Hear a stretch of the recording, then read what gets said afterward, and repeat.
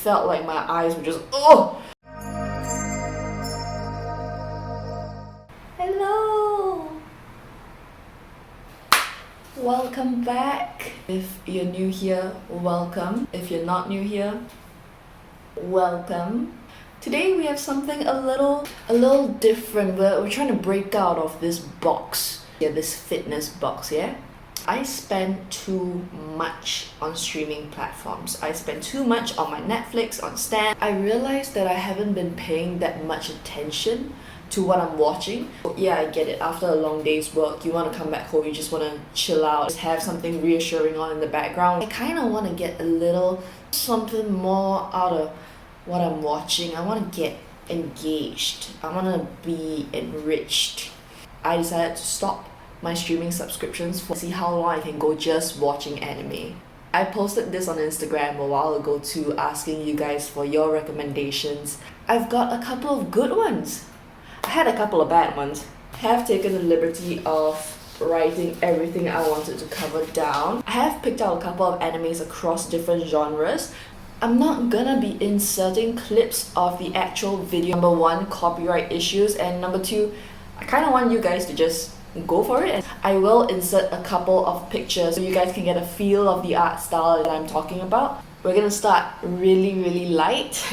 Munou Nana. English title, Talentless Nana. It's drama / supernatural set in a dystopian world where children have mutations and gifts, kind of like X-Men or Umbrella Academy. They are ostracized and physically and sent to a detainment center on an island, and this is where they go to school and learn how to fight the invisible monsters that normal humans can't see. As the series goes on, it is a very short series. It's 13 episodes and released in October 2020. It does border on slightly adult themes because all these children are sent to an island to learn how to fight an enemy that cannot be seen and there has been no proof of by the government. It kind of makes you wonder why they are being sent there. Because they are in a school, there is a slight like high schoolish element that as this girl Nana goes about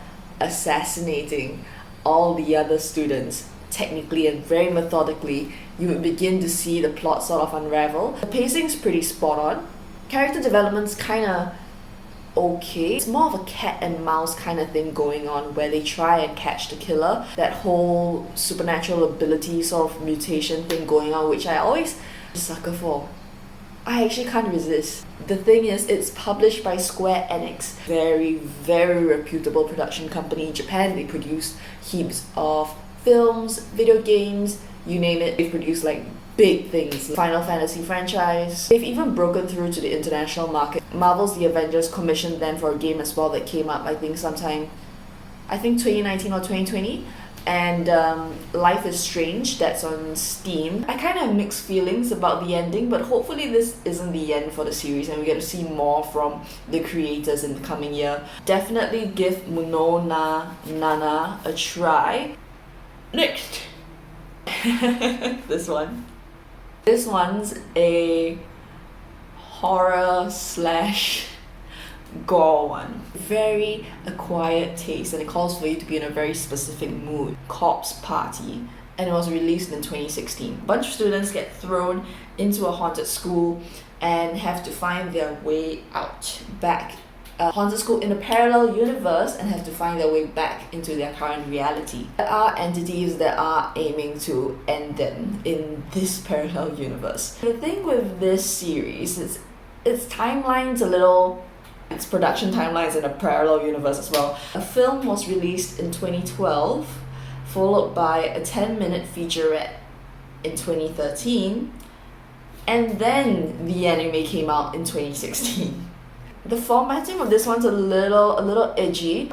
4 40-minute episodes. So this is kind of different from your typical anime where it lasts about 20 minutes per episode. Literally something you could finish in 2 nights, 1 night, probably, realistically speaking. there are very strong themes of violence with this one. I wouldn't call it psychological because the plot is pretty linear, but if you want something that's a little bit more graphic, that's a little bit more and if you're like me and you appreciate a little, there are a couple of decent twists here and there, but bear in mind it's a really short series, so decent horror slasher fix. Now we're getting to the fun part. Anime productions that came before 2010. It feels so weird to recommend something that's more than a decade old and realize that I am that old. The first one is Perfect Blue. This isn't a series, this is just a short anime movie. Its runtime is 81 minutes. It's a psychological thriller. I really enjoyed this movie. This movie is immaculate. This protagonist has everything, okay? She's a Japanese idol, singing underground female pop stars that dance around in costumes and things. Eventually turns into an actress, but quickly falls into the porn industry. It's a story that is not unheard of in our modern era. But the thing is, she has a psychological disorder too. She sees things, she hallucinates, she hears things, auditory hallucinations. She kind of has a weird personality identity disorder. Did I mention she also has a really violent stalker? Got a lot going on, okay? This movie does an incredible job of diving into her as a character. There is this notion of an avatar. Because the movie was released in 1997, social media wasn't a big thing back then, and the closest thing you would probably have to a social media influencer or social media personality would be one of those idols that you see in magazines. In Japanese culture, these idols are sort of a secret identity that women keep. They would probably have a full-time 9-to-5 job, but at the same time at night go for these sort of gigs. The script writing sort of bleeds that persona, that avatar, into her realistic present self, and how the lines sort of get blurred. It sort of challenges her claim on reality. Other things pushing the limits, like went from acting into the porn industry, the things she had to do, how she had to snap out of things really quickly, all really visceral. And I really enjoyed this, knowing that it was from the 90s. In the 90s, anime had a very specific niche, known for the big-eyed high school girls with the high-pitched voices, with very bright colors and very crisp animating styles. But with this production in particular, it varies so greatly from other competitors at the time. They do delve into a very realistic style of animating, and a lot of characters, as you can see, are not aesthetically pleasing. In a lot of modern animes, you would see a lot of characters just look good because good for marketing. But with Perfect Blue, the characters aren't designed for that purpose. They're designed to look like, I want to say real people, but I'm not trying to say real people are ugly. But they're designed to look really realistic. Realistic proportions, really realistic voices, everything that goes into developing the characters in this movie is incredibly relatable, and it makes it all the more disturbing when you start to see all of that unravel. There is this brief bridge in the movie towards the end. She does have her first full-blown psychotic break. I would recommend not trying to break it down. Do not break it down. Your mind will go. Especially if you're someone that sort of struggles with dissociation and struggles with sort of being in the moment and understanding life. It can really get to you, but I think that's the hallmark sign of a great production. I always think it's better to come away from watching something feeling uncomfortable than feeling nothing at all, and this one definitely takes the cake. So if you need a disclaimer for this one, there's a lot of graphic scenes, there are sexual themes as well as sexual violence, and I'm not sure if like psychological breaks need a trigger warning or anything, but this one's intense. This one's intense, but good. Really good. Lucky last, we have Kaiji. So if you've heard of, I can't pronounce this for the life of me, so I'm just gonna butcher this. If you've heard of Kakegurui, We're talking gambling slash high stakes sort of genre where there are a lot of games of chance, the stakes are really, really high, incredibly fast paced. This anime lasts for 2 seasons and it's 26 episodes. It's about a man named Kaiji who is essentially an outcast from modern capitalist society. In turn of a century Japan, where everyone was sort of getting the technology, I guess that happens everywhere. Contemporary Japan felt it, and there were a lot of people left behind. There were a lot of people that didn't quite make it in school. There were a lot of people that fell into the wrong company and all that sort of stuff. And Kaiji is one of them. Kaiji is a good guy. Kaiji ended up co-signing a debt with one of his close friends.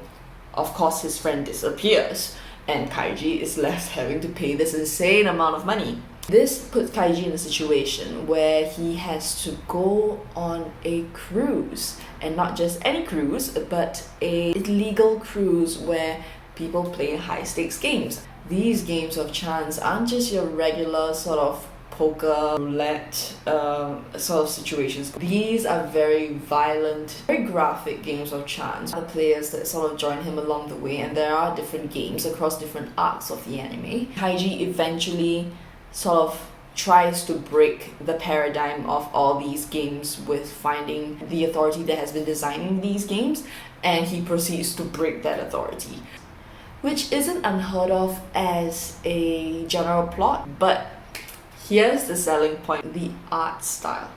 The art style of Kaiji is something. It's very individualistic. This art style, hideous. I remember looking at a poster and going, nah, I've got options. I just kept hearing amazing things about it. 10 minutes in that I realized I can't stand it, like my eyes hurt. A lot of physical features, especially when it comes to the faces of these characters, are exaggerated. So you would see, for example, with Kaiji, his nose is very long and pointed. In Japanese culture, this is used to signify a great sense of cunning and know-how. With the main villain, actually, the main antagonist, his nose is actually really large, bulbous, and it has these like black marks on them, which also in Japanese culture signifies a sort of blocking of your energy and ill intention. It's all these very strange sort of little things that are put in the character design that kind of give you something a little extra. Once you get used to this art style, it actually frees up a lot of room to a lot more depth. It kind of takes away a lot of the fluff that we see in modern anime, and it feels very primal is what it is.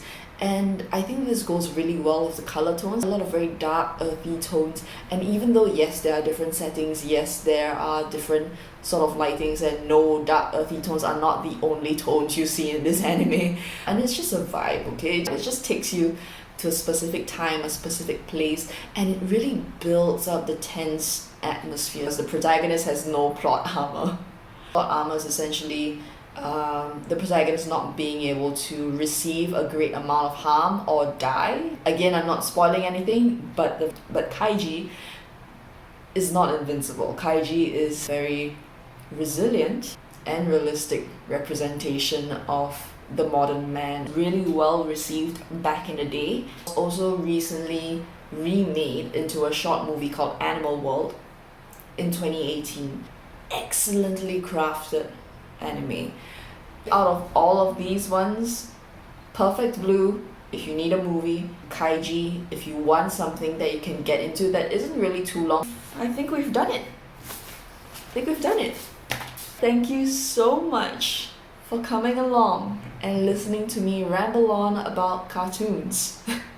Let me know on Instagram over here if you end up watching any of these, and also more suggestions on the stuff I should watch and stuff I should talk about. I know this is a very different style of video compared to what I'm sort of putting out there, but I'm gonna shoot myself in the foot by breaking out of my niche and not making fitness content. Might as well make content about stuff that's equally fun. And I will see you guys soon.